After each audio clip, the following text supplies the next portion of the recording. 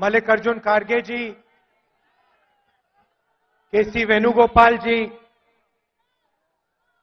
रमेश चन्नीथाला जी, नाना पटोले जी, थोराट जी, विजय वडेट्टीवार जी, रेवंत रेड्डी जी, सुखविंदर सुक्खू जी, Satej Bunty Patil ji, stage पे CWC members,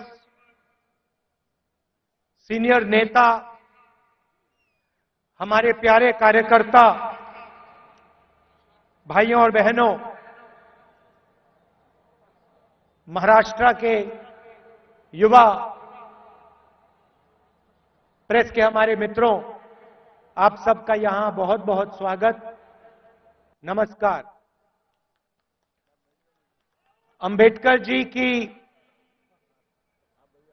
कर्मभूमि में आकर आज मुझे बहुत खुशी हो रही है। कांग्रेस का फाउंडेशन डे है और आज हम नागपुर में आपसे बात करने, आपसे मिलने आए हैं। देश में विचारधारा की लड़ाई चल रही है। लोगों को लगता है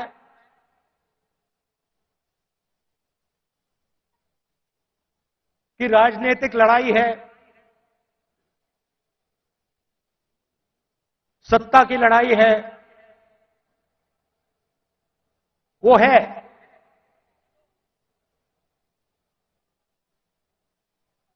मगर इस लड़ाई की नींव जो है वो विचारधारा की है और दो विचारधाराओं की लड़ाई हो रही है। बहुत सारी पार्टियां हैं,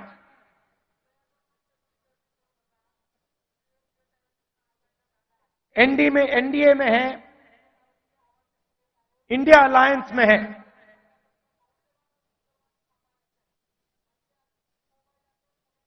मगर लड़ाई दो विचारधाराओं के बीच में है।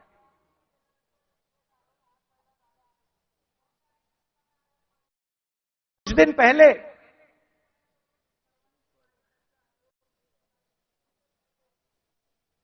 एक बीजेपी का एमपी मुझे लोकसभा में मिला। बहुत सारे बीजेपी के एमपी पहले कांग्रेस पार्टी में हुआ करते थे, ये भी कांग्रेस पार्टी में था।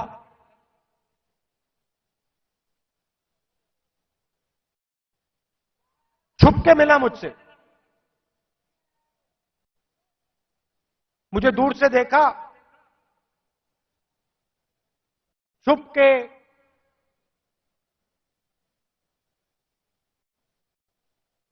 डर से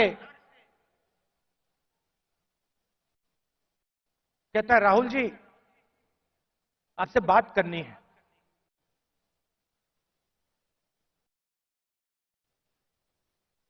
मैंने कहा भाई क्या बात करनी है,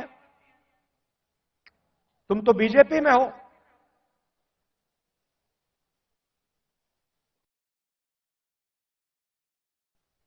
और फिर उसके चेहरे पे थोड़ी सी टेंशन दिख रही थी। तो मैंने पूछा सब कुछ ठीक है क्या?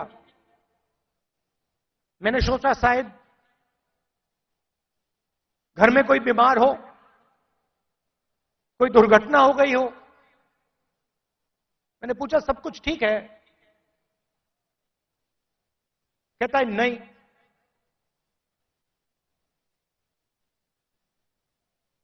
क्या हुआ?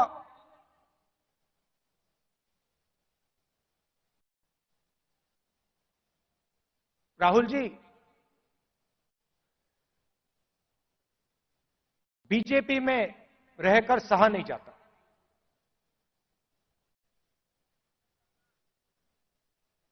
मैं हूं बीजेपी में,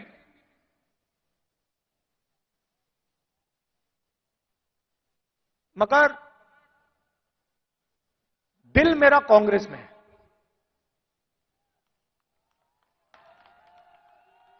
तो मैंने कहा भाई दिल तेरा कांग्रेस में, शरीर आपका बीजेपी में।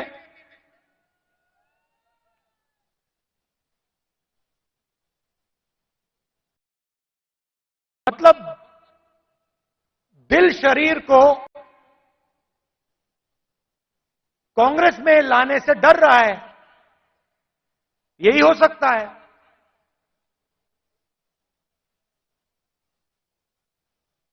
मैंने कहा मन क्यों नहीं बनता वहां? आप एमपी हो,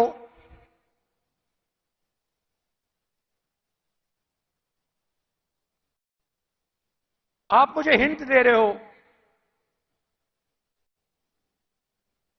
मन क्यों नहीं बनता?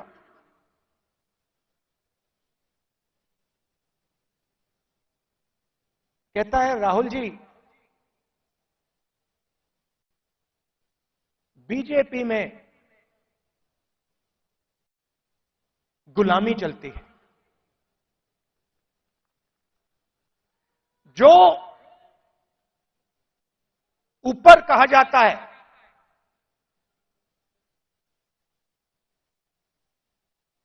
वो बिना सोचे समझे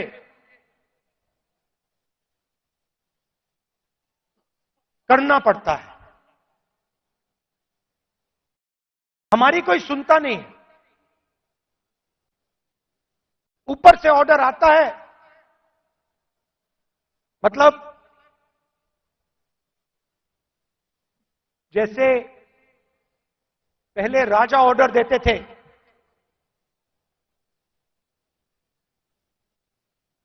ऊपर से ऑर्डर आता है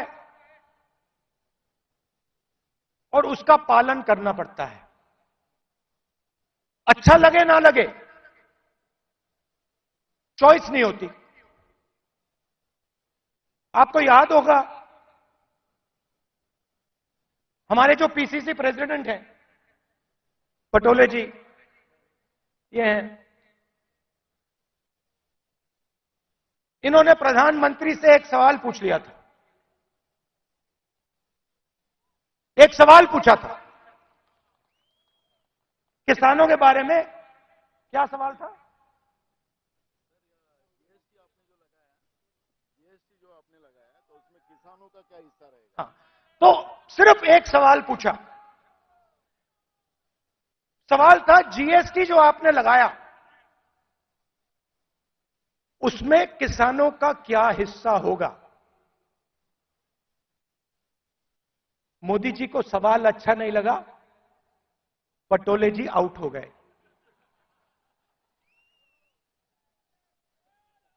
तो उनकी विचारधारा राजाओं की विचारधारा है, किसी की सुननी नहीं।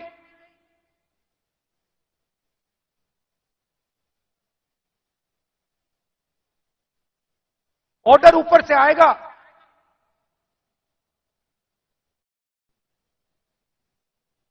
आपको ऑर्डर का पालन करना पड़ेगा।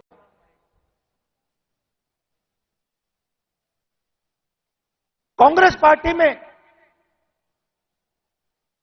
आवाज नीचे से आती है। हमारा छोटा सा छोटा कार्यकर्ता हमारे किसी भी नेता को टोक सकता है। सही है ना? हमारे कार्यकर्ता मेरे सामने आते हैं और मुझे कहते हैं राहुल जी ये जो आपने किया मुझे अच्छा नहीं लगा। और फिर मैं उनको समझाता हूं कि देखिए मैंने ये इस कारण किया, और मैं उनकी सुनता हूं। उनकी जो आवाज है,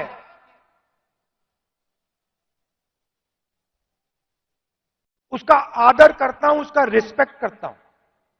यह भी कह देता हूं कि भैया मैं आपकी बात से सहमत नहीं हूं,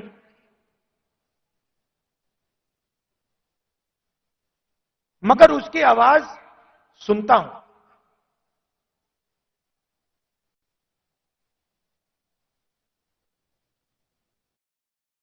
लोग कहते हैं कांग्रेस पार्टी ने क्या किया।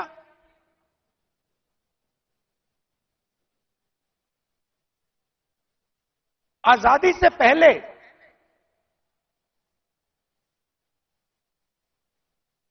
अगर आप इस देश में आते 500-600 राजा थे, अंग्रेज थे,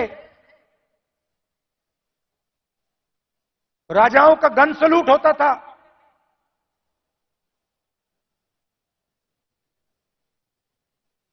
किसी को 19 तोपों का सलूट होता था, किसी को 21 तोपों का सलूट होता था। अगर हिंदुस्तान की जनता को इस देश में कोई अधिकार नहीं था, कोई अधिकार नहीं था,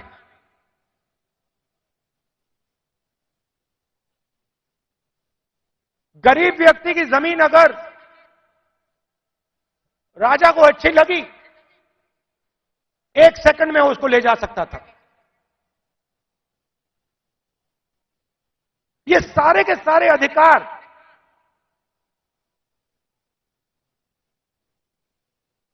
जिनकी रक्षा कॉन्स्टिट्यूशन करता है,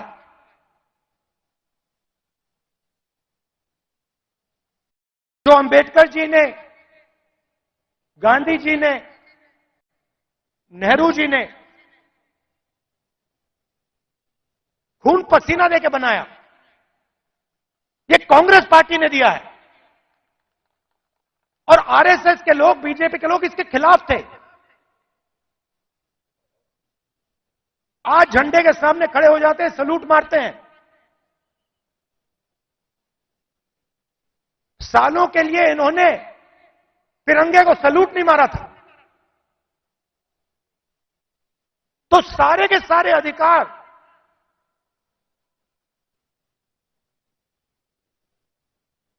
कॉन्स्टिट्यूशन से मिलते हैं।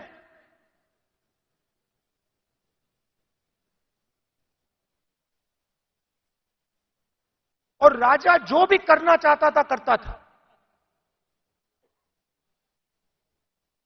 उसके लिए कोई कानून नहीं थे। यह काम कांग्रेस पार्टी ने किया और यह हिंदुस्तान के इतिहास में, हजारों साल के इतिहास में पहली बार किया गया है। पहली बार एक हिंदुस्तानी को एक वोट दिया गया, चाहे वो दलित हो, आदिवासी हो, महिला हो, जनरल कास्ट का हो, तमिल हो, बंगाली हो, उत्तर प्रदेश का हो।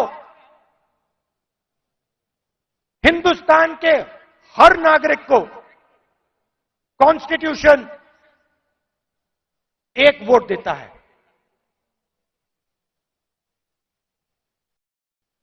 यह कांग्रेस पार्टी ने किया। गांधी जी जेल गए, नेहरू जी जेल गए, अंबेडकर जी ने सालों संघर्ष किया।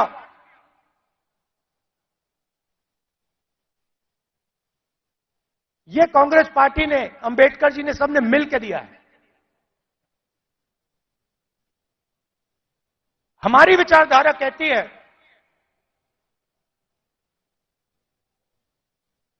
कि देश की लगाम हिंदुस्तान की जनता के हाथ में होनी चाहिए और देश को, जैसे पहले राजा चलाते थे,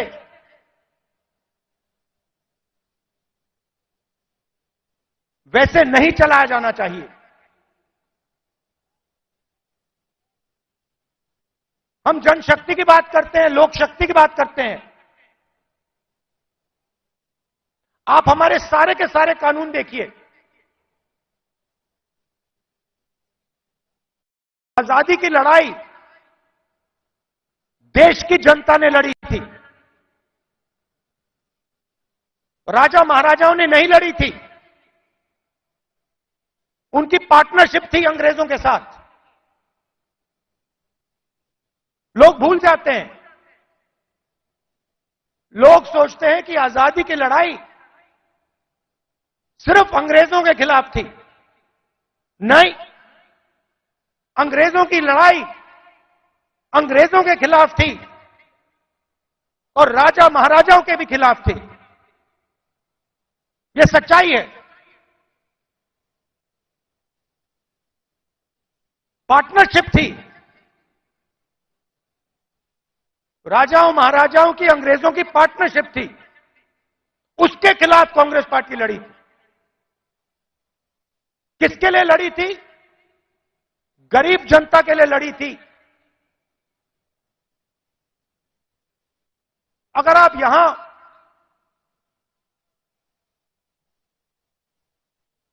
साठ 70 उससे पहले, इंडिपेंडेंस से पहले आप यहां आते, हिंदुस्तान की जनता के कोई अधिकार नहीं थे। महिलाओं के कोई अधिकार नहीं थे। दलितों को छुआ नहीं जाता था। यह आरएसएस की विचारधारा है। यह हमने बदला है और एक बार फिर यह हिंदुस्तान को वापस ले जाना चाह रहे हैं। जो आजादी से पहले था वहां हिंदुस्तान को वापस लौटा रहे हैं। कॉन्स्टिट्यूशन से, आपके वोट से अलग अलग संस्थाएं बनती हैं। ये आपकी संस्थाएं हैं। चाहे सुप्रीम कोर्ट हो, इलेक्शन कमीशन हो,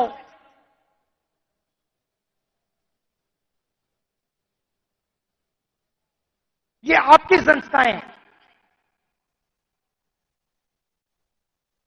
सारे के सारे इंस्टीट्यूशंस पर ये कब्जा कर रहे हैं। आप हिंदुस्तान की सारी यूनिवर्सिटी देख लीजिए। सारे के सारे वाइस चांसलर आज एक संगठन के हैं। उनको आता होता कुछ है नहीं, कुछ नहीं आता उनको। हिंदुस्तान के वाइस चांसलर आज मेरिट पे नहीं बनते हैं। हिंदुस्तान के वाइस चांसलर आज अगर एक संगठन में हैं तब बन सकते हैं। तो सारे के सारे जो इंस्टीट्यूशंस हैं जिससे आपकी आवाज की रक्षा होती है, जिससे आप देश को चलाते हो, इन सब का ये कब्जा कर रहे हैं। मीडिया को देख लीजिए। कहा जाता था कि मीडिया लोकतंत्र के रखवाले हैं। मैं आपसे पूछता हूं, क्या आपको लगता है कि आज हिंदुस्तान का मीडिया लोकतंत्र की रक्षा कर रहा है? सुन लीजिए,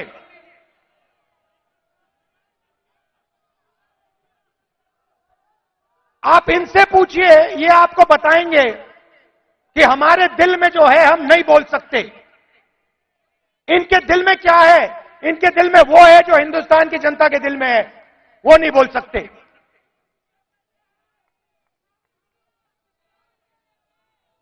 तो सारी की सारी संस्थाएं का कब्जा कर दिया मीडिया प्रेशर में। सीबीआई का प्रेशर है, ये देखो ईडी का प्रेशर है।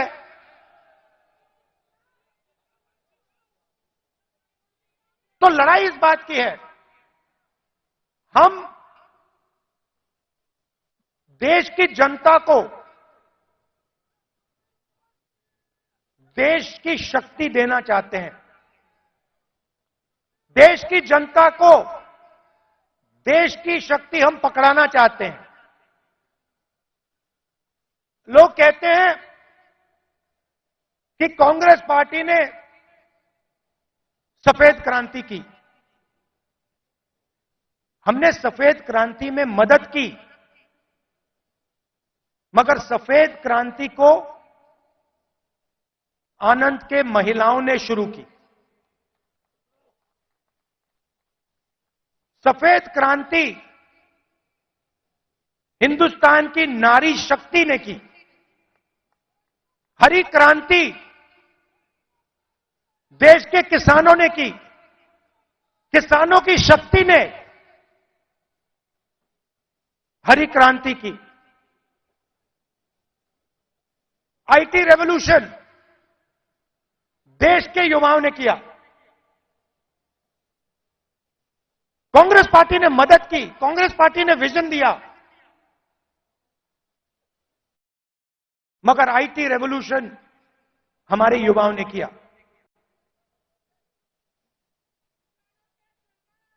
अब मैं आपसे पूछना चाहता हूं कि पिछले 10 साल में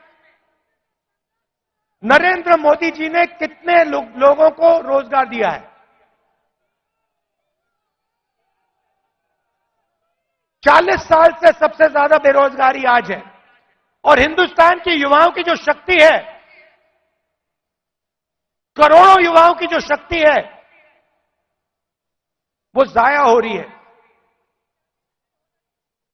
आजकल हिंदुस्तान का युवा जॉब नहीं करता है। आजकल हिंदुस्तान का युवा 7-8 घंटे मोबाइल फोन पे कभी इंस्टाग्राम देखेगा, कभी फेसबुक देखेगा। ये सच्चाई है हिंदुस्तान की, और उसकी शक्ति जाया हो रही है।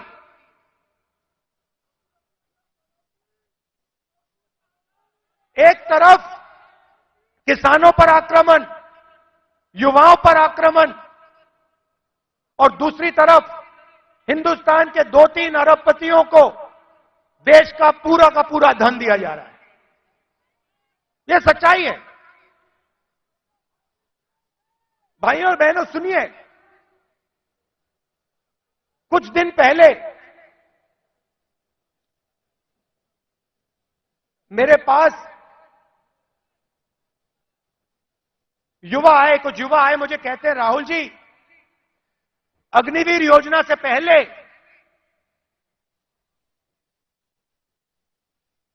हमें आर्मी में ले लिया गया था।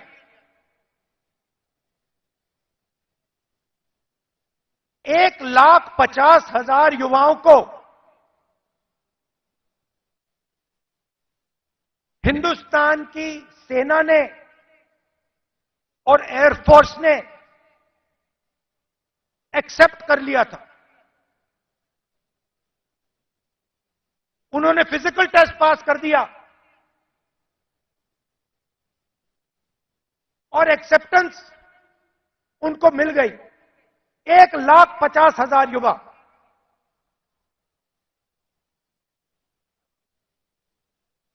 मोदी सरकार ने अग्निवीर योजना लागू की और 1,50,000 युवाओं को उन्होंने आर्मी में, एयरफोर्स में नहीं आने दिया।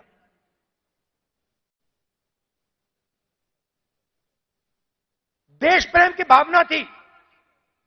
रो रहे थे, मेरे सामने रो रहे थे।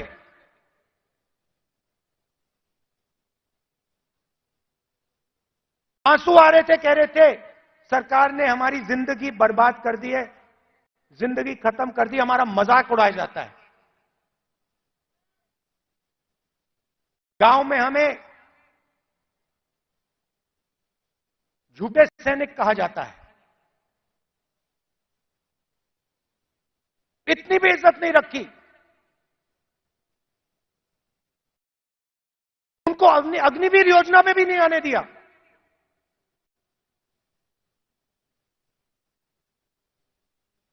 बाहर उठा के फेंक दिया।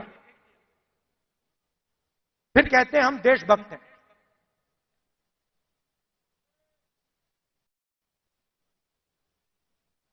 इससे देश का फायदा नहीं होने वाला।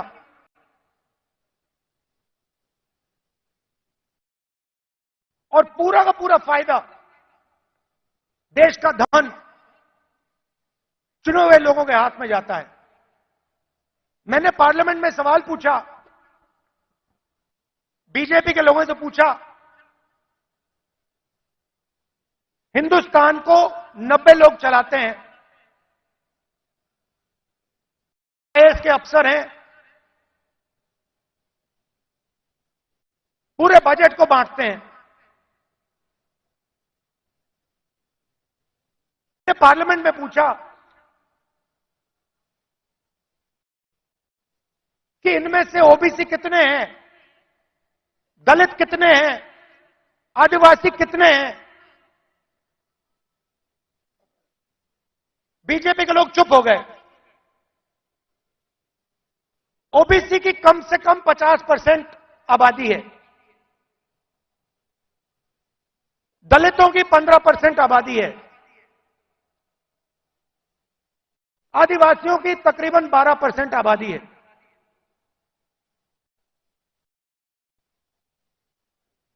90 अफसर में से 3 ओबीसी हैं।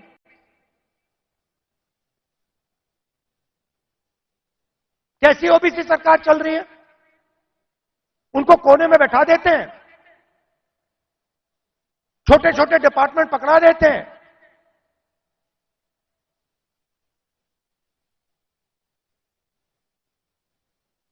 हिंदुस्तान की सबसे बड़ी कंपनी, 100-200 सबसे बड़ी कंपनी की लिस्ट निकालो,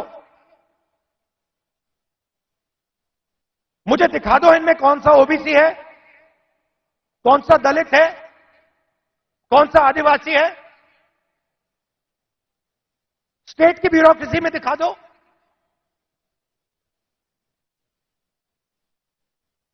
आबादी आपकी 50%,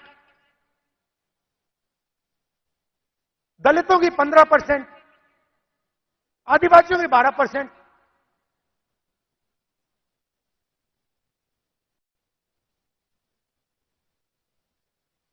और भागीदारी आपकी कहीं भी नहीं।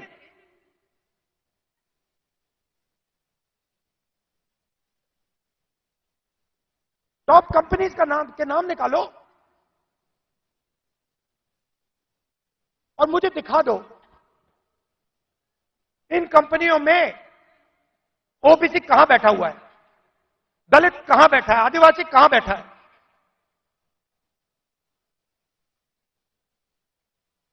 और ये सिर्फ मैं आईएएस की बात नहीं कर रहा हूं, हर फील्ड में यह हालत है।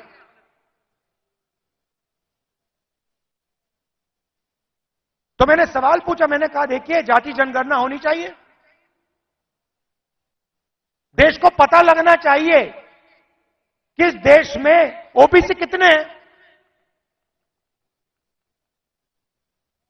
उसके बाद नरेंद्र मोदी जी के भाषण बदल जाते हैं। पहले अपने आप को ओबीसी कहते थे, मेरे भाषण के बाद कहते हैं हिंदुस्तान में तो सिर्फ एक जात है, वो भी गरीब। अगर हिंदुस्तान में सिर्फ एक जात तो आप ओबीसी कैसे बन गए?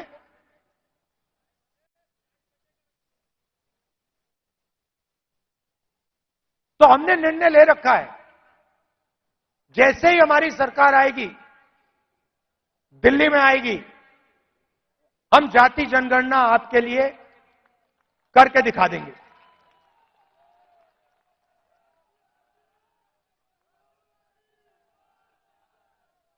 और देखिए, जो मैंने शुरुआत में कहा, यह विचारधारा की लड़ाई है। करोड़ों लोगों को बीजेपी की सरकार ने गरीबी में फिर से धकेल दिया है। जो काम हमने भोजन के अधिकार से, मनरेगा की मदद से किया, वो सब खत्म कर दिया इन लोगों ने। और हमें दो हिंदुस्तान नहीं चाहिए। एक हिंदुस्तान अरबपतियों का, मीडिया वालों का, सेलफोन वालों का, सपने का,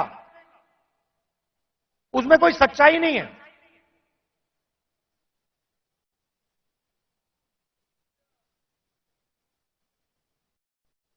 हिंदुस्तान के युवा सोशल मीडिया से जी नहीं सकते, कमा नहीं सकते। हिंदुस्तान के युवाओं को रोजगार की जरूरत है। यह काम नरेंद्र मोदी जी और एनडीए की सरकार नहीं कर सकती। यह काम सिर्फ इंडिया अलायंस कर सकता है, क्योंकि इस काम को करने के लिए हिंदुस्तान की जनता की आवाज को सुनना होगा, नफरत मिटानी होगी और इस देश को एक कर जोड़कर आगे जाना पड़ेगा। कन्याकुमारी से कश्मीर हम चले, 4000 किलोमीटर चले, नफरत के बाजार में मोहब्बत की दुकान हमने खोली। आप कांग्रेस पार्टी की विचारधारा समझना चाहते हो, इस लाइन से आप समझ जाओगे। सिर्फ एक लाइन की जरूरत है। अगर आपके दिल में हिंदुस्तान के लोगों के लिए मोहब्बत है, अगर आप नफरत के बाजार में मोहब्बत की दुकान खोलना चाहते हो, तो आप कांग्रेसी हो।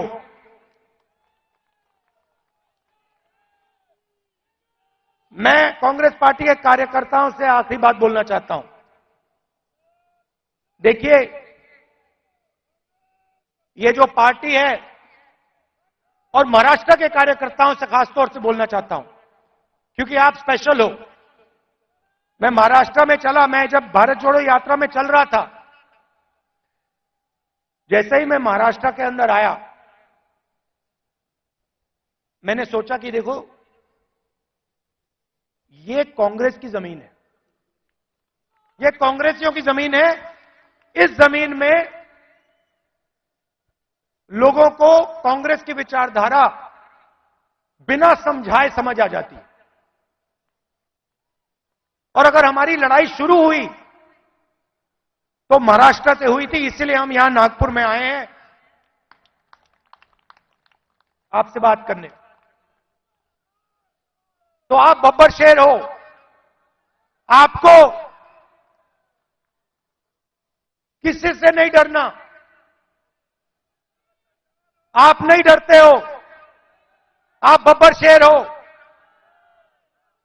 और आपकी विचारधारा की लड़ाई है, आपके दिल की लड़ाई है।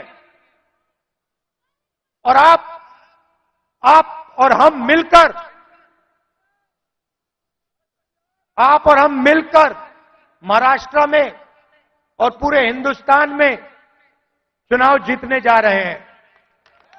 आप सबका दिल से बहुत बहुत धन्यवाद। नमस्कार, जय हिंद।